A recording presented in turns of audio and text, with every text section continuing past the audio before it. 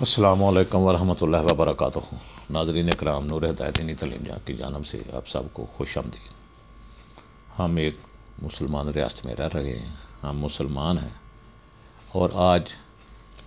میں اس ویڈیو میں آپ کو یہ بتانے والا ہوں کہ مسلم حکمران کے لیے قرآن مجید میں کیا ارشاد پاک ہے، حضرت علی رضی اللہ تعالیٰ عنہ نے کیا فرمایا ہے، اور آپ سرکار صلی اللہ علیہ وسلم کا کیا فرمان گرامی ہے۔ تو اس پر جانے سے پہلے میری تمام آنے والے نئے خوش نصیبوں سے گزارش ہے وہ چینل کو سبسکرائب کریں، گھنٹی کو دبائیں تاکہ میری ہر آنے والی ویڈیو آپ تک بر وقت پہنچتی جائے، اور اس کو گروپس اور واٹس ایپ میں شیئر ضرور کریں، اور اس کو شروع سے آخر تک ضرور سنیں۔ تو آتے ہیں ہم اپنے ٹاپک کی طرف کہ جو مسلمان حکمران ہے وہ کیسا ہونا چاہیے، اس میں کیا خصوصیات ہونی چاہیے، وہ کس طریقے کا ہونا چاہیے۔ تو ناظرین کرام، کائنات کا خالق، مالک، رازق، رحیم، کریم، غفور و رحیم، الحمدللہ رب العالمین، الرحمن الرحیم، میرے رب العزت کی پاک ذات ہے۔ وہ حاکم ہے، حاکموں کا حاکم ہے، مقتدر اعلیٰ ہے، وہ ذات باری تعالیٰ سب سے اعلیٰ ذات ہے، سب سے اعلیٰ حاکم ہے، سب سے زیادہ حاکموں کا حاکم ہے، اور اپنی حاکمانہ صفات کے ساتھ حی القیوم بھی ہے۔ اس کی سلطنت دائمی ہے جسے کبھی زوال نہیں۔ تمام تعریفیں اللہ رب العزت کے لیے ہے کہ وہ رحمان بھی ہے، رحیم بھی ہے، کریم بھی ہے، خالق بھی ہے، مالک بھی ہے، اور یوم آخرت کا مالک بھی ہے۔ سورہ آل عمران آیت نمبر 159 میں اللہ تعالیٰ ارشاد فرماتے ہیں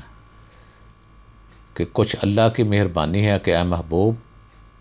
تم ان کے لیے نرم دل ہوئے، اگر تنگ مزاج سخت دل ہوتے تو یہ ضرور تمہارے گروہ سے پریشان ہو جاتے، اور تم انہیں معاف فرماؤ اور ان کی شفاعت کرو، اور کاموں میں ان سے مشورہ کیا کرو، اور جو کسی بات کا ارادہ پکا کر لو تو اللہ پاک پر بھروسہ کرو، بے شک توکل والے اللہ کو بہت پیارے ہیں۔ اس آیت کریمہ میں ارشاد پاک نے زمین پر حاکم کی خصوصیات بیان فرماتے ہوئے یہ آگاہی دے دی ہے کہ مسلم ریاست کے حکمران میں کیا ہونا چاہیے۔ نمبر 1، کردار بے داغ اور صفات میں باکمال ہونا چاہیے۔ نمبر 2، بد مزاج، تند خو اور سخت گیر نہ ہو۔ نمبر 3، رحم دل، نرم مزاج مگر باوقار عادل ہو۔ نمبر 4، چھوٹی موٹی لغزشوں اور کوتاہیوں میں صرف نظر کرنے والا ہو۔ نمبر 5، اپنے ماتحتوں اور رعایا سے اس قدر محبت کرنے والا ہو کہ اللہ سے ان کی حفاظت کی التجا کرنے والا ہو۔ نمبر 6، ریاستی معاملات کے فیصلے شان بین پھٹک کے بعد مکمل بھروسے اعتماد سے کرنے والا ہو۔ نمبر 7، آپس میں باہمی معاملات اور رویوں میں نرم خو اور مہرباں مگر باطل قوتوں کے مقابلے میں چٹان کی طرح مضبوط اور سخت گیر ہو۔ یہ سب عوامل اور خصوصیات پیدا کر لینے کے بعد اللہ پر مکمل بھروسہ کرنے والا اور اللہ کی اطاعت کے ساتھ اللہ کی محبت و رحمت اور کرم بخشی حاصل کرنے کے لیے عجز و انکسار سے دعائیں کرنے والا بھی ہو۔ نہج البلاغہ میں حضرت علی کرم اللہ وجہہ نے فرمایا ہے کہ مسلم ریاست کا حکمران جو خود کو اپنے تئیں عوام کا قائد جتائے، اسے چاہیے کہ دوسروں کو تعلیم دینے سے پہلے اپنی ذات کو تعلیم دے، اور زبانی اظہار کی بجائے اس کا کردار، ادب اور عمل کا نمونہ پیش کرے، اور عام لوگ ہی نہیں بلکہ اس کے مخالف بھی اس کے اچھے کردار کی گواہی دیں، کیونکہ اپنے نفس کو مؤدب کرنے اور قابل بنانے والا دوسروں کو تعلیم دینے والے سے زیادہ قابل تعظیم اور عزت والا ہوتا ہے۔ اور جب ایک مسلم ریاست کا حاکم اپنے اور اللہ کے درمیان معاملات درست کر لیتا ہے تو اللہ رحیم کریم اس کے اور لوگوں کے تعلقات درست فرما دیتا ہے، اور جو آخرت کے معاملات ٹھیک کرنے خدا اس کے حالات دنیا میں بھی ٹھیک کر دیتا ہے، اور جس کا نفس اس کا نصیحت گر ہو اس حاکم کا خدا نگران و نگہبان ہوتا ہے۔ سورہ الحج آیت نمبر 41 میں ارشاد باری تعالیٰ ہے، اللہ تعالیٰ رب العزت فرماتے ہیں وہی ہیں یہ لوگ کہ اگر ہم طاقت دیں تو ان کو زمین میں تو نمازیں جاری کرا دیں، زکاتیں دیں اور قانون بنا دیں، اچھی باتوں کا روک دیں ہر برائی کو، اور خاص ہے اللہ کے لیے تمام معاملات کا آخری فیصلہ۔ تفسیر نعیمی میں اس آیت نمبر 41 کی تفسیر فرمائی ہے، جس میں چند اہم نکات لب الباب یہ ہیں: دین ربانی کی مدد کرنے والے یہی وہ لوگ ہیں کہ اگر ان کو زمینی ملکوں میں حکومت عطا فرما دے تو اقوام عالم اور اقوام تاریخ میں ثابت کر دیں کہ یہ ہوتی ہیں اسلامی سلطنت اور نقشہ مبارکہ قائم فرما دیں ذات اسلامیہ کا۔ حاکم اسلامی کی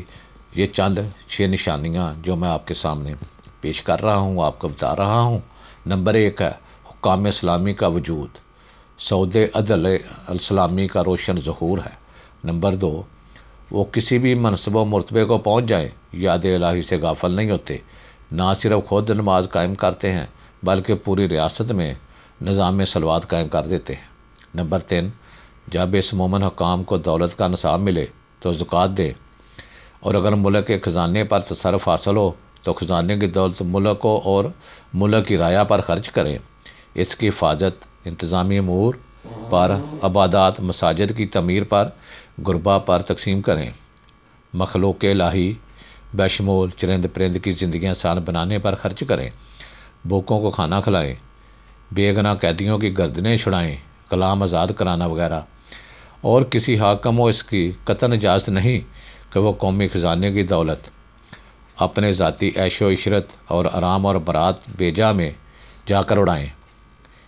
بس یہ سمجھیں کہ یہ سب سلطنت دولت رب تعالیٰ کی امانتیں ہیں، اس لیے یہ امانتیں اللہ کی زمین پر اللہ تعالیٰ کے قانون نافذ کرنے کے لیے مخلوق خدا کو دینے، انصاف دلانے کے لیے امراء سے زکوٰۃ وصول کرائیں اور منکرین زکوٰۃ کو سزا دیں۔ یہ نمبر 4 ہے، یہاں تک کہ اس کی سلطنت کی حدود ہو، اس میں امر بالمعروف کے لیے عدالت اسلامی قائم۔ حضرت علی رضی اللہ تعالیٰ عنہ کرم اللہ وجہہ نے مالک اشتر کو مصر کا گورنر بنایا تو انہیں جو دستور علم دیا اور جو ان کو فرمایا کہ ہر دور کے مسلم حکمرانوں کے لیے قابل تقلید دستور ہے، چیدہ نکات یہ ہیں۔ آپ حضرت علی رضی اللہ تعالیٰ عنہ نے فرمایا کہ اللہ کے بندے علی امیر المومنین نے مالک بن حارث اشتر کو جب اسے مصر کا گورنر بنایا تاکہ اس ملک کا خراج جمع کرے، اس کے دشمنوں سے لڑے، اس کے باشندوں کی فلاح و بہبود کا خیال رکھے اور کتاب اللہ کے مقرر کیے ہوئے فرائض اور سنتوں کی پیروی کرے، اور حکم دیا کہ اللہ تعالیٰ کی نصرت میں اپنے دل سے، اپنے ہاتھ سے، اپنی زبان سے سرگرم رہے،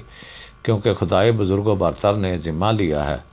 کہ جو کوئی اس کی نصرت کی تقید میں کھڑا ہوگا، نصرت تو تائید خداوند اسے حاصل رہے گی، اور حکم دیا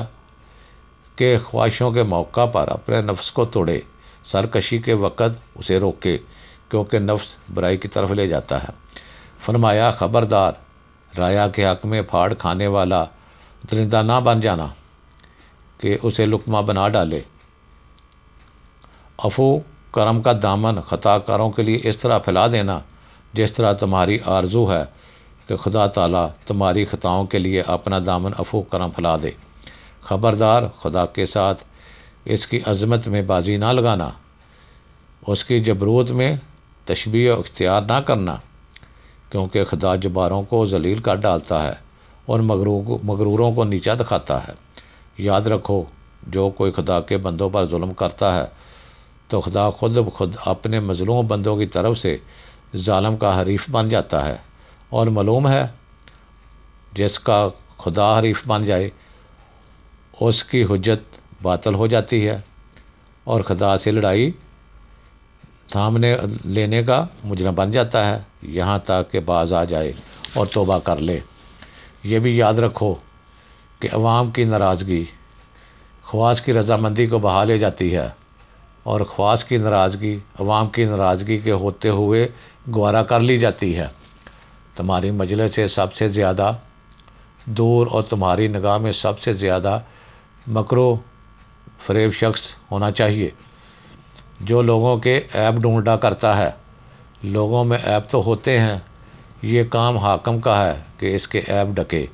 جو عیب چھپے ہوئے ہوں ان کا فیصلہ خدا پر چھوڑ دے۔ لوگوں کے ڈکے کو ڈکا ہی رہنے دو، ایسا کرو گے تو خدا بھی تمہارے وہ عیب ڈکے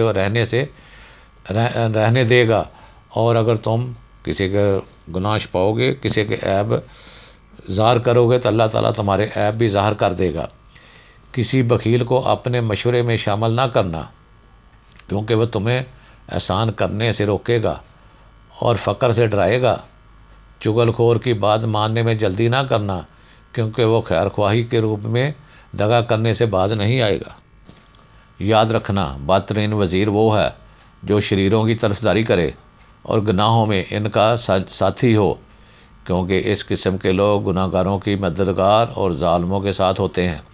تمہارے نزدیک سب سے زیادہ مقبول وہ لوگ ہونے چاہیے جو زیادہ سے زیادہ کڑوی بات تم سے کہہ سکتے ہوں اور غلط کاموں میں تمہارے ساتھ دینے کا انکار کی جرت رکھتے ہوں۔ لہٰذا اہل تقوی اور صدق کو اپنا مسائل بنانا، انہیں ایسی تربیت دینا کہ تمہاری جھوٹی تعریف کبھی نہ کریں، کیونکہ تعریف خوش آمدیوں کی بھرمار سے ہے جو تکبر پیدا کرتی ہے، جو بندے کو ہلاکت میں ڈال دیتی ہے، کیونکہ تکبر صرف خدائے ذوالجلال کو ہی پسند ہے۔ خدائے ذوالجلال ہی تکبر کر سکتا ہے اور کوئی تکبر نہیں کر سکتا۔ تکبر خدائے ذوالجلال کو بھی پسند نہیں ہے۔ دیکھنا محکمہ خراج، مالیات، ادارہ ٹیکس یا زکوٰۃ وصولی کی نگرانی میں کوتاہی نہ ہو۔ خراج ٹیکس وصولی کے ٹھیک رہنے میں ہی سب کی بھلائی اور خوشحالی ہے۔ سب کے رزق کا مدار خرچ پر ہے اور خراج کے تحصیلداروں پر، لیکن خرچ ٹیکس سے زیادہ ملک کی آبادی پر توجہ رہنی چاہیے، کیونکہ خراج بھی تو خوشحالی سے حاصل ہوتا ہے۔ کسی مصاحب یا رشتہ دار کو جگیر نہ دینا، ایسا کرو گے تو یہ لوگ رعایا پر ظلم کریں گے۔ جلدی بازی سے کام نہ لینا، ہر معاملے کو اس کے وقت پر ہاتھ میں لینا اور انجام تک پہنچانا، نہ وقت سے پہلے اس کے لیے جلدی کرنا اور نہ وقت کے آنے پر سستی برتنا، اور معاملہ مشتبہ ہو تو اصرار نہ کرنا، اگر روشن ہو تو اس میں کمزوری نہ دکھانا۔ اللہ سے دعا ہے وہ ہمیں قرآن و سنت پر کامل یقین کے ساتھ عمل کرنے کی توفیق فرمائے اور ہمیں ایسے ہی حکمران عطا فرمائے جیسا کہ قرآن مجید کریم نے بتایا ہے، جیسا کہ حضرت علی علیہ السلام نے یہ خطبہ دیا ہے اور اپنے گورنر کو بتایا ہے، ایسے ہی ہمیں حکمران ملیں۔ اللہ کرے ہماری سب کی دعا ہے، آمین ثم آمین، والآخر دعوانا الحمدللہ رب العالمین۔